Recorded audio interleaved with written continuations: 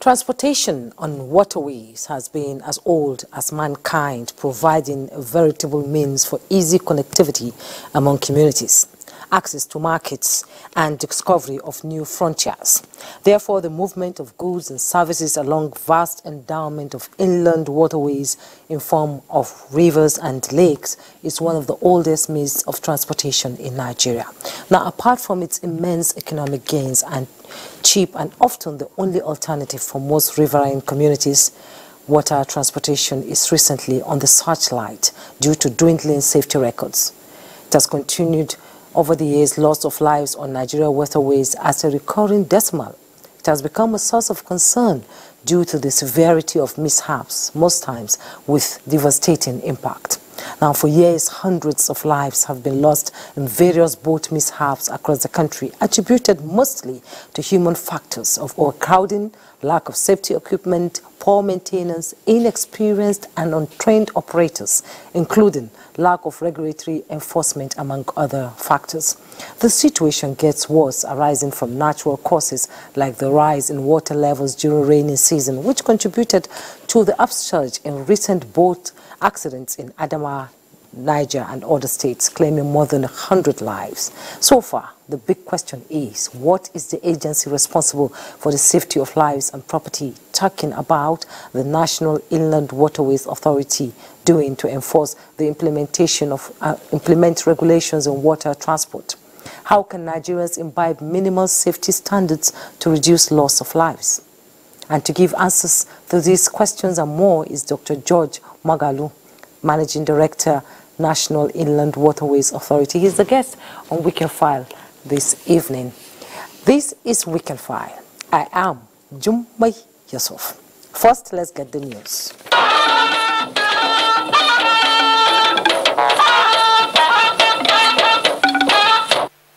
We'll begin with the G77 plus China meeting in Cuba, as international cooperation, they say, is a compass and the most realistic path towards maximizing opportunities and resolving challenges.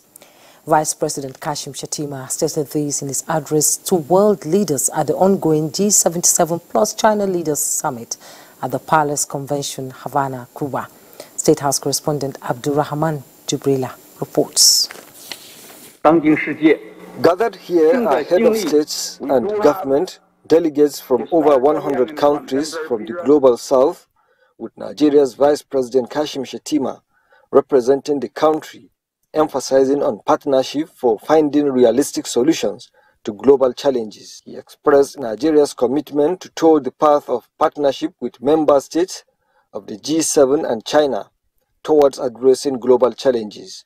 Themed current development challenges, the role of science, technology and innovation, the Vice President underscored the prominent role which science, technology and innovation have played in resolving challenges.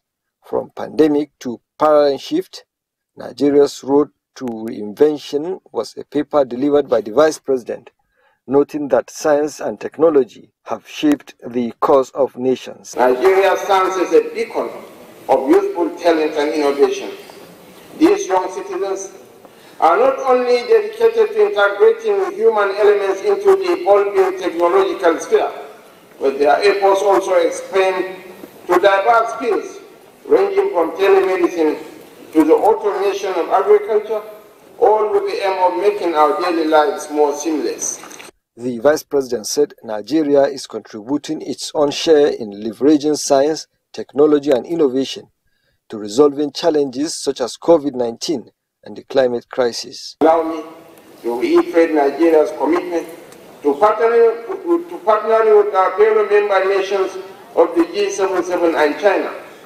We shall champion initiatives that harness the potential of science, technology, and innovation to confront economic challenges, particularly within the global south. Nigeria also looks forward to the adoption of the Havana Declaration and its complete implementation for the betterment of our people and our region.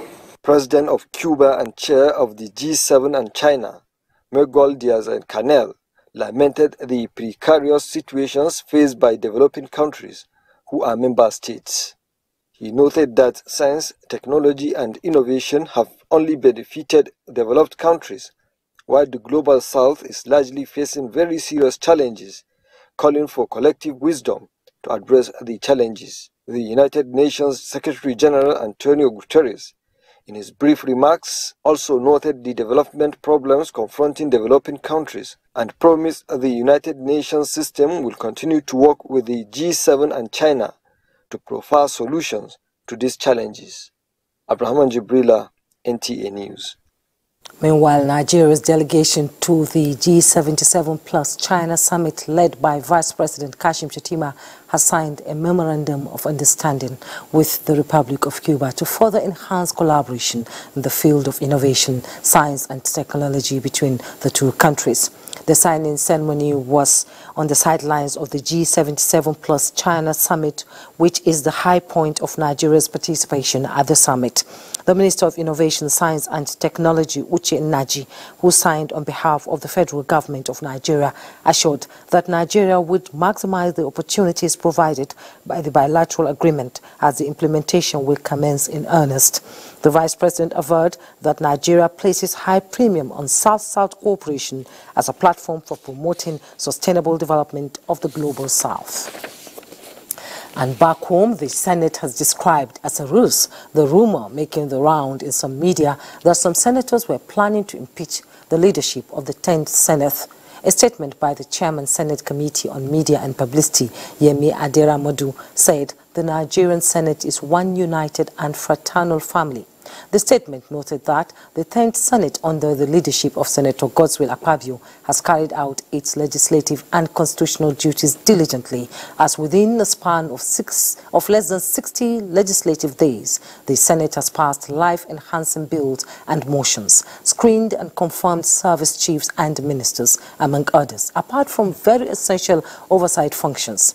The Senate therefore urged the fifth columnist desperate to cause disharmony through media stunts to take caution and allow the Senate to settle down for its national assignment so that the Nigerian project can move forward. Similarly, the special advisor to the President of the Senate, Eseme Eibo, while reacting to what he calls syndicated reports in some media suggesting that some senators are engaged in subversive plots against the institution, is uncharitable. Moving on, Speaker of the Oyo State House of Assembly, Adebo Ogundoyin, has emerged as the new chairman of the Conference of Speakers of Nigeria in a unanimous voice following the withdrawal of Ogun State Speaker House of Assembly from the race. Mohammed Rabiu Ali reports that at the end of the special convention, the new chairman assured for a robust network with other parliaments across the country to achieve realistic goals.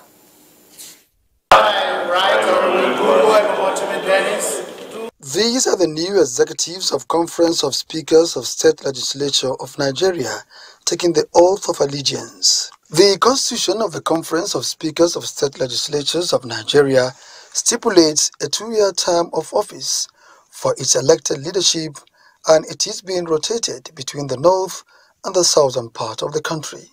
The election conducted in a closed door saw the emergence of the Oyo State Assembly Speaker, Adebo Ogundoyin, a member of the PDP, as new chairman in a unanimous decision.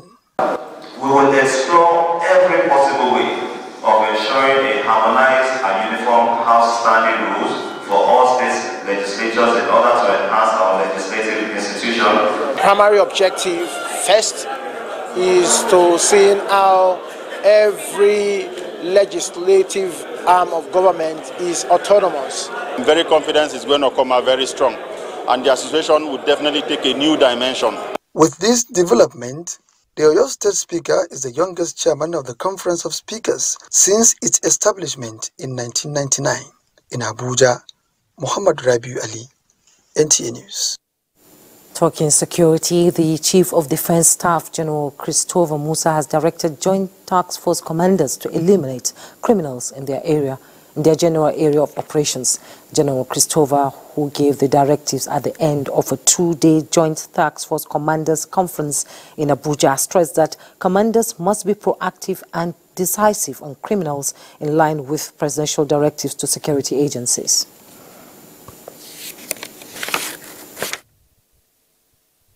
As we have all agreed here, to remain focused, dedicated and committed to ensuring that we achieve the mandate of the President and Commander-in-Chief of Nigeria.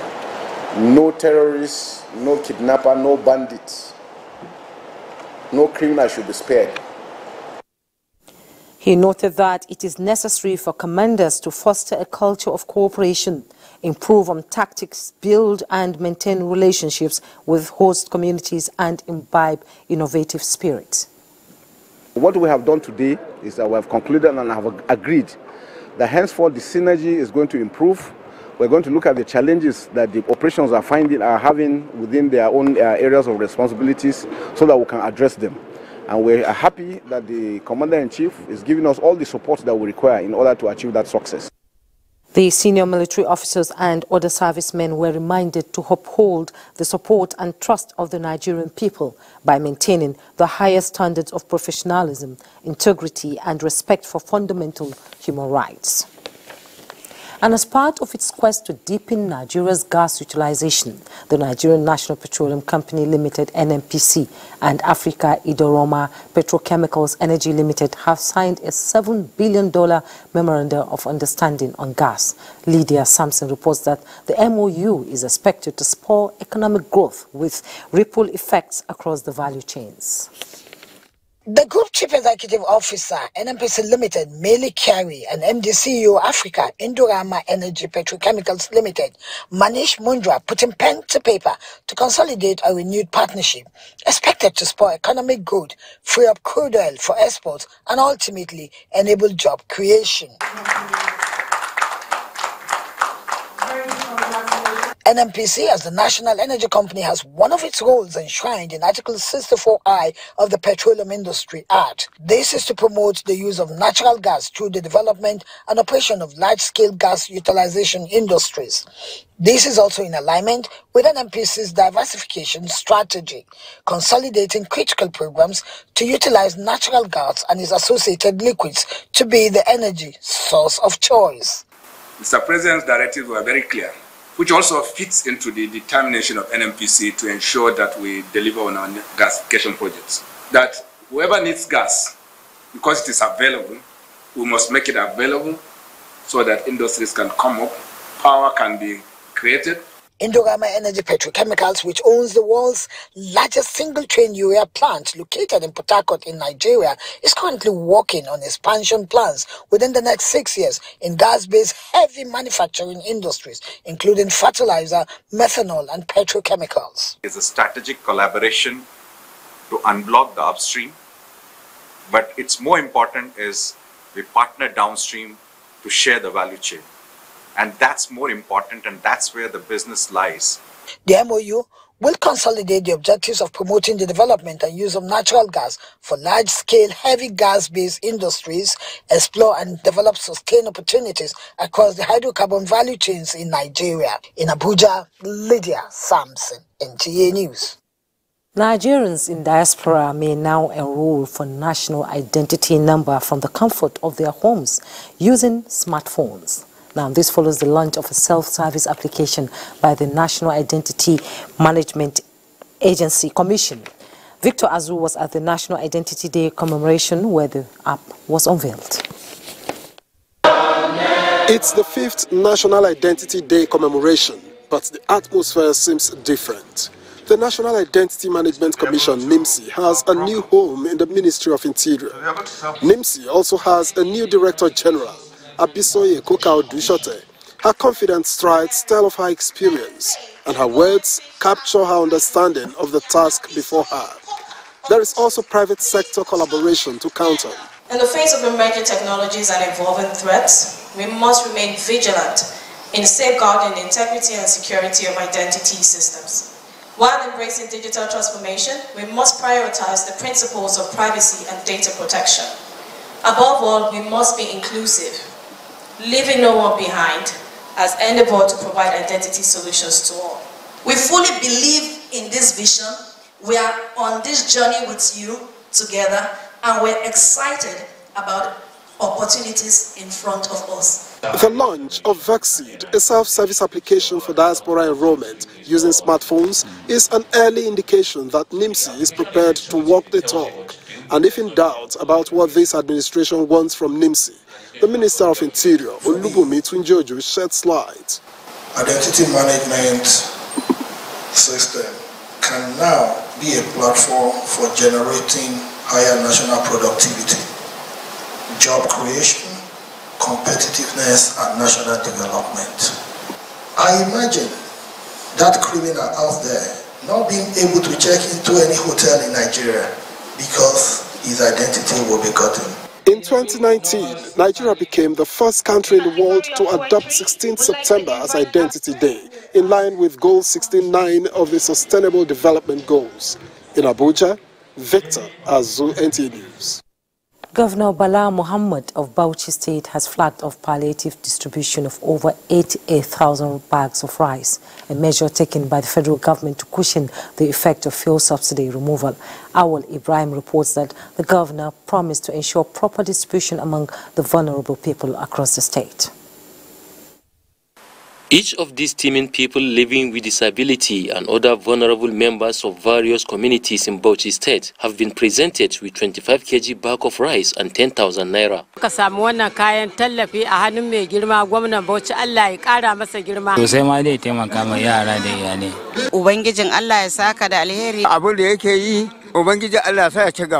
Governor Bala Mohammed said his administration has added over 2 billion naira on top of the federal government provision toward ensuring the overall success of the program. Under Category B, cash transfer, 10,000 naira will be distributed, and the total amount is 300 million.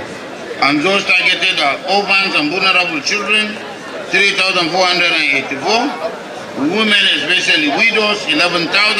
It must, at this onset, be known that all the state governors, including us in the opposition, supported Mr. President on the removal of this obnoxious subsidy, which are of no use to our people. The state government had earlier procured over 30 18-seater buses to ease transportation challenges in the state.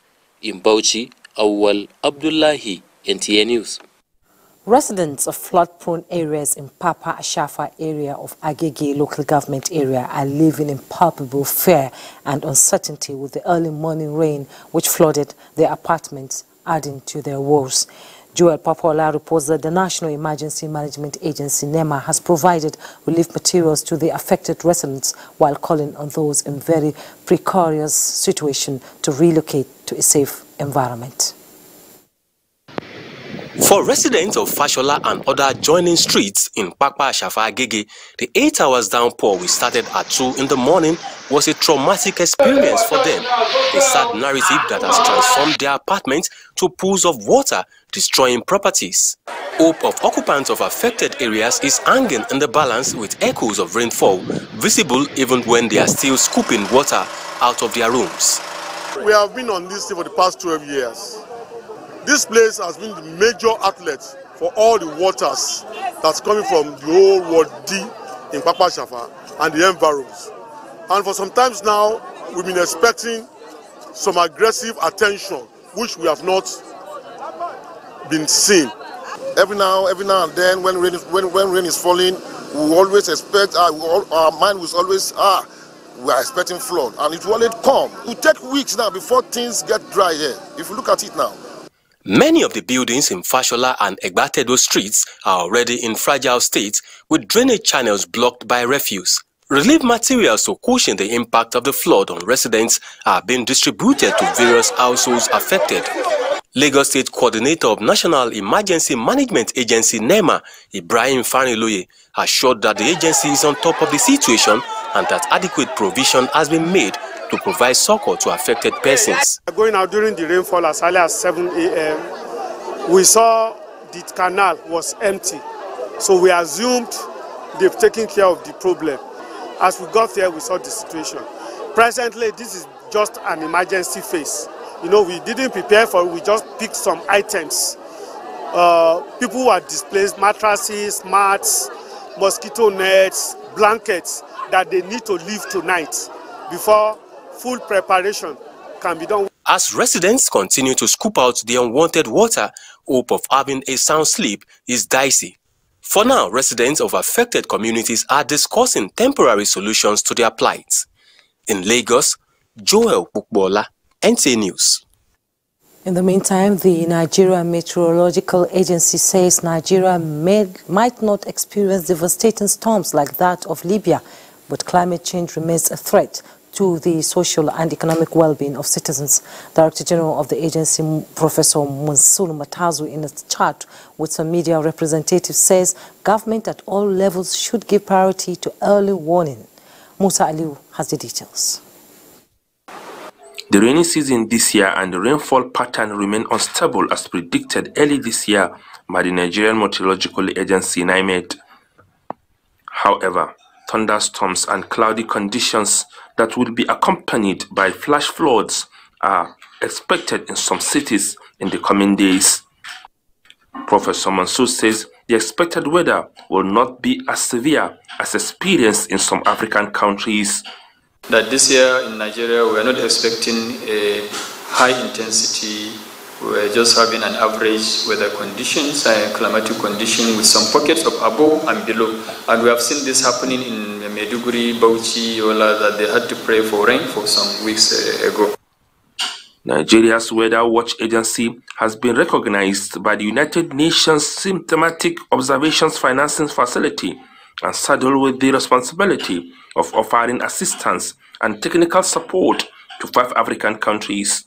It has been confirmed globally that if people get early warning of any imminent hazard, weather hazard, you are bound to reduce casualty by more than 70%. So, but if they get the information 1 week, it will increase. The way we give our seasonal climate prediction, almost 6 months in advance. So that is a very good lead time. And based on this, the United Nations gathered people financing facility, all these development banks, including World Bank. So they've contributed money, and it's through this money that they say, okay, bigger nations should help weaker ones. NIMET is looking at the possibility of establishing a radio station for easy dissemination of climate change information and weather prediction to the public. Musa Aliyu, NTA News. We'll now take a break. Weekend File. We'll be right back. Don't go away. You're welcome back. Water transportation offers huge opportunities for greener and sustainable means of mobility while equally contributing to socio-economic development, but insistent boat mishaps seem to be overshadowing these benefits, thereby creating apathy among prospective users. Although the challenges are enormous, but stakeholders are recommending investment in infrastructure that must be complemented with robust safety mechanisms. Michael Olale reports. With about 8,573 kilometers of inland waterways linking 28 states, Nigeria is endowed with the right resources to drive in this crucial alternative means of mobility. The irony here is that the preference for water transportation seems very low, even in a coastal community like Lagos. I met with Olumuyiwa Ogunsomi, a legal practitioner, who will rather stick to the time-consuming buses from Ikorodu to the Lagos Island than try the waterways, which would take just 25 minutes to get to same destination. You can hardly see 1 year rolling by that you will not hear the incident of these small boats capsize, so many people die, particularly from Ikorodu axis. From Kwara to Niger, Adama to Cross River states, hundreds of lives have been lost to boat accidents in just 3 months. What then are the challenges? The boats, the passenger boats, they are not of international standard. The boats that are available, they are overloaded. That is why you are seeing boats capsizing. Because government will tell them only so and so amount of people you must carry. But because of their personal greed and corruption, they will overload. Although concerned agencies are prioritizing reconstruction of jetties, procurement of new boats, and distribution of safety jackets, residents say such provision should be extended to areas where water transportation is the only option to connecting with the rest of the world. Regulatory agencies say safety should be given due attention. We ensure that people that are boarding the boat are always on their life jackets. That if anything happens, you will remain afloat before rescue team will come for rescue. You must have a safety policy in place, and then beyond that safety policy, you then have to have that safety system, which will include personnel, which will include infrastructure, which will include the use of technology as well. And then, of course, thirdly, will now be the enforcement. Since life is sacred, key players say if regulatory agencies intensify actions aimed at changing the trend, then will the country be able to amass the wealth inherent in water transportation? In Lagos, Michael Alaleye, NTA News.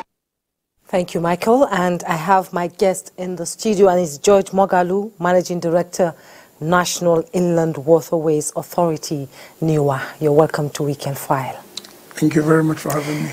Now let's begin with the recent boat mishaps in the country and the reason, if you may, behind it, as experts have called into question the inadequacy of safety measures and lapses in the ability of your organization to enforce safety measures as well as sanction erring operators. Most people have said this is the reason behind this so many boat mishaps in the country. What are you doing about it? Oh, well, before I go into full details about my intervention, I'd like to send our condolences to the government and people of the two states, that's Niger and Adamawa, where we had the most recent boat mishap, and also to the families of those who lost their loved ones in the process. We send our sincere condolences. For us in NIWA, we feel very bad when things like this happen. However, we are fully conscious of this challenge, and every effort is being put in place to make sure that situations like this don't occur. There are basic protocols and there are basic fundamental principles which must be adapted if really we are sincere about getting this done with this particular challenge. You find out that from statistics, from reports, like for example, when this incident happened, the Accident and Investigation Department of our agency moved in, and from preliminary reports that I've received, from the one in Niger, was a consequence of the quality of the vessel and overloading, principally. The one in Adamawa was a consequence of weather, the storm. They had a storm attack, and there was quite a lot of turbulence, and then which led to the boat capsizing and then getting some people drowned. But be that as it may, we are there, we have this challenge and we understand this challenge, and we have consistently put in place measures. There are basic protocols that must be obeyed for us to enjoy water transportation. It is not acceptable for anybody to board any vessel when you are not fully kitted, where you're not wearing life jacket. It's an offense. It's also a criminal offense for you to overload a vessel. Like the last incident that happened in Kwara, a boat that was designated to carry less than 60 persons was carrying 250 persons, 253 actually. I don't know why anybody will expect that in such a situation that the boat will go safely and return. You find out that every effort is being made to get our people to understand. There is a law which we put in place barring the operation of vessels on our waterways after 6 p.m. or before 6 a.m. in the morning. The reason for that decision is that statistics, reports, evidence has shown that over 80 to 90% of the accidents that have happened on our waterway happen either in the night or very early hours of the morning.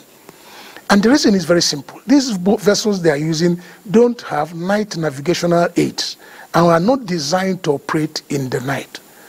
And more so, if incidents happen late in the night, we will not have the opportunity to bring into full operation the search and rescue teams that we have monitoring our waterways. The one that happened in Kwara was by 1:30 a.m. in the morning. So we have that challenge, and we are doing quite a lot in terms of getting our people to understand. We have upped the ante with regards to sensitization. We have provided patrol vessels since I came into office, we have procured and distributed patrol vessels across our 23 area offices for them to be able to enforce the protocols that has to do with water transportation. We have provided ambulances. As we speak now, 11 of our projected 23 search and rescue stations are functional in our area offices. We have newer police that we are making sure that the issues that has to do with their logistics and welfare is given priority consideration. And okay, talking about the newer police, how do these boat operators escape the eagle eye of your staff? Yes, you see, like I did say, apart from the fact that we have newer police, we also have recruited and posted, trained and posted what we call river marshals. We chose them from the various communities where we are sending them back to, because they have the advantage of easy communication, trust and confidence. They will trust their people more than they will trust me as a person coming there to sell this message. But you find out that when we have policed all the jetties, all the established point of movement, you will see our people taking rickety vessels and going to river banks and then start operating their vessels there and loading passengers. In most cases, they are not wearing life jackets. Most cases, the vessels are overloaded. Most cases, unregistered and certified vessels are put into use. So by the time they move and then we find out, we go there. Before then, accident may have happened. So we have this challenge, and we keep sensitizing our people, keep educating our people, keep getting them to understand the implication of going against these laid down protocols. Because the moment you do that, what you are calling, you are just inviting disaster. And we cannot sit back and keep watching, allowing our people to fall victim.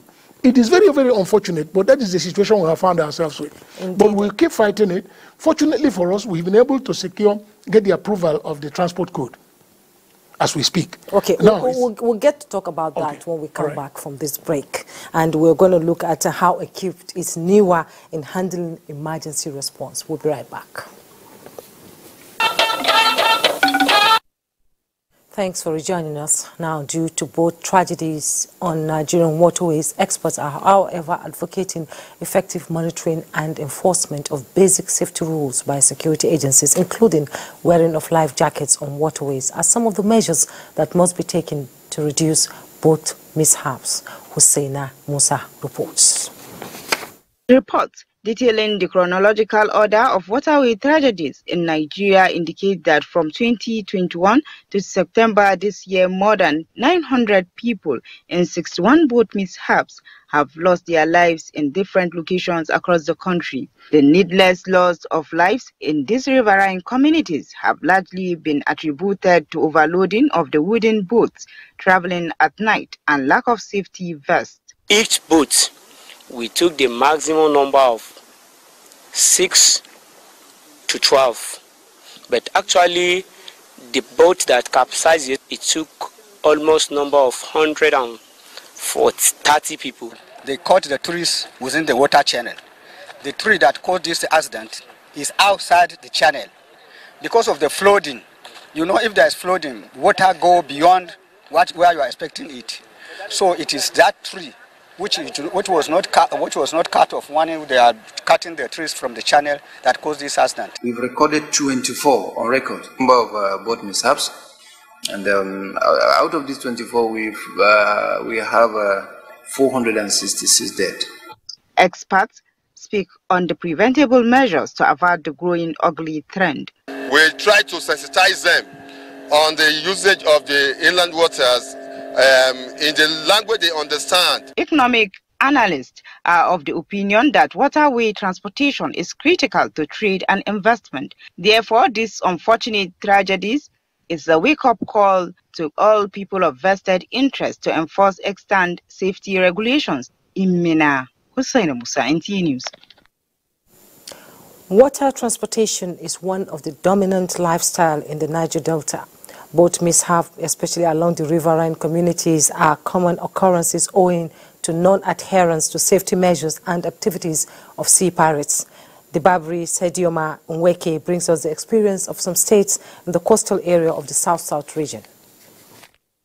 Water transportation is, however, fraught with many challenges, such as high cost, sea piracy, and boat mishaps, leading to loss of lives and property. While some accidents may be due to natural or environmental causes, such as water turbulence or bad weather, many other accidents are man-made and so are avoidable. Boat operators in Port Harcourt called for effective check to secure users of the waterways. After the bending corner of Ewofa water side, we have a lot of sea pirates stealing our engine. Just buried one of our colleagues here because there was no life vest, and it's not everybody can afford life vest. From here down to Tombia is 7 minutes drive, and we are paying 1,000 naira. Transportation is very high. From Calabar, Paul Abel reports that water transport system is not being fully maximized. With the underutilization, boat mishaps have not been common in the area. Stakeholders call for improved maritime safety guidelines to check dangers of boat mishaps on waterways. If government can give a gunboat 24 hours in this our waterway, militant will not disturb us again. Similarly, Clement Barqui in Uyo says accidents on the waterways and incessant activities of sea pirates are gradually taking boat operators and fishermen out of business. Cannot enter water again because of the sea pirates there.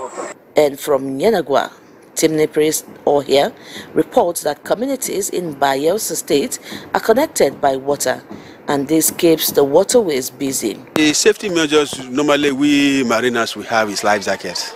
But in this our environment, most of our persons who will know how to swim, so we sometimes we ignore those things. Residents called on regulatory bodies to ensure wreckages are removed from the waterways and security beefed up in Port Harcourt. Dibabari Sid Maweke, NTA News.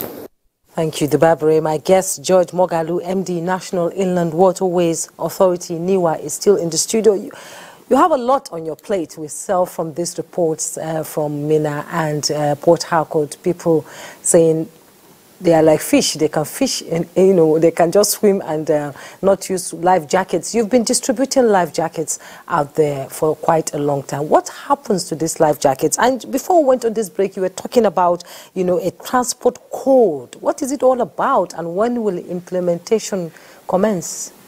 Let me start from the transport code. We have already started the implementation. The beautiful thing about it is that the penalties, as enumerated in this transport code, is enough to deter people.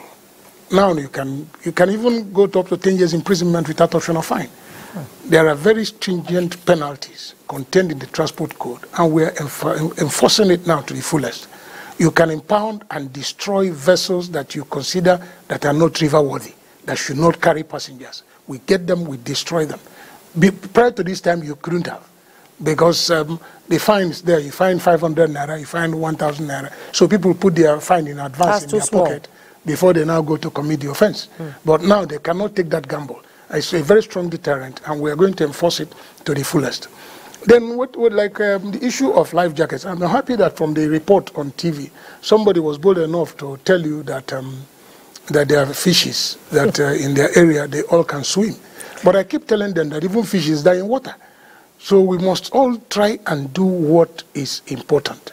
There was a time I was traveling, I was visiting a location by water from Lagos. I was going to Badagry to open a training session for about 400 of our boat operators that we were training.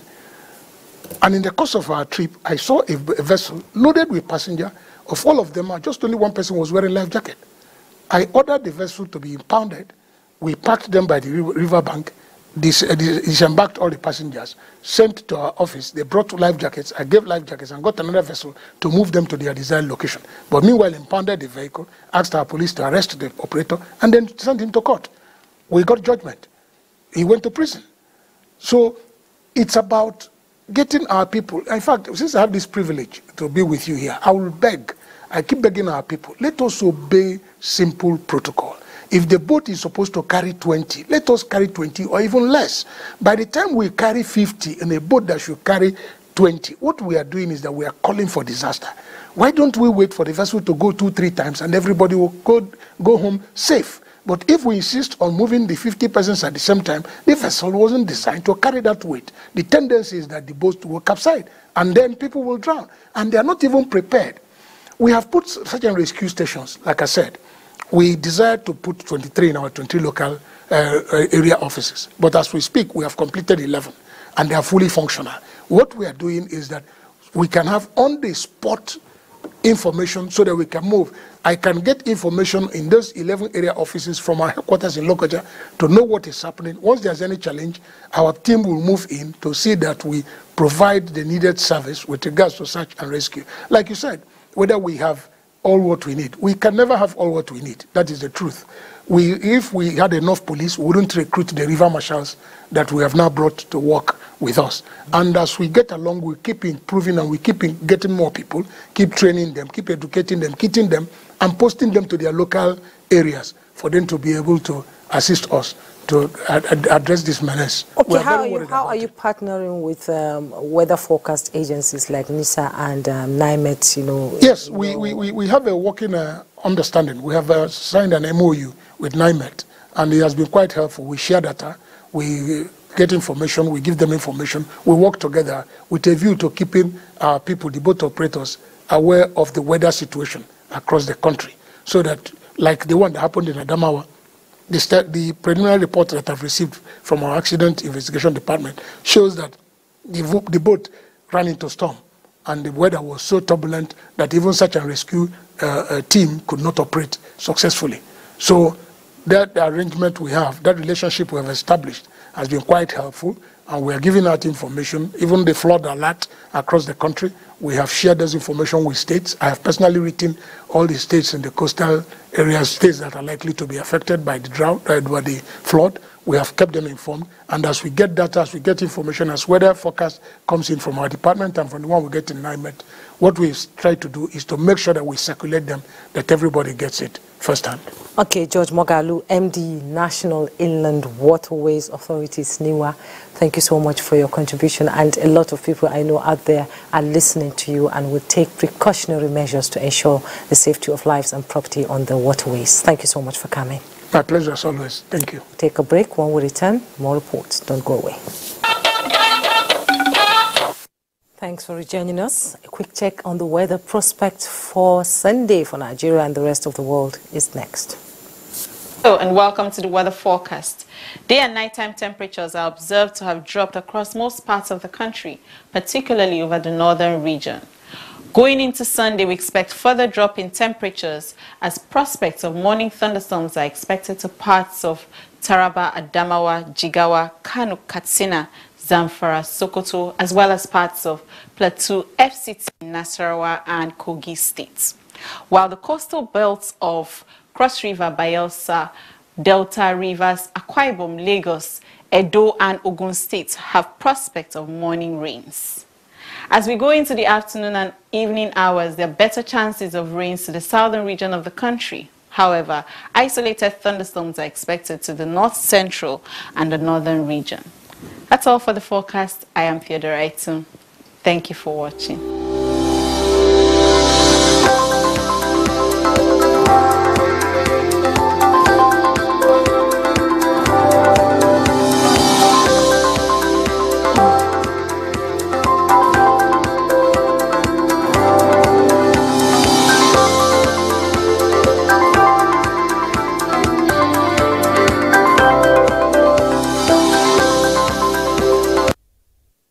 And that's Weekend File for this week. Thanks so much for your time. I am Jummai Yusuf.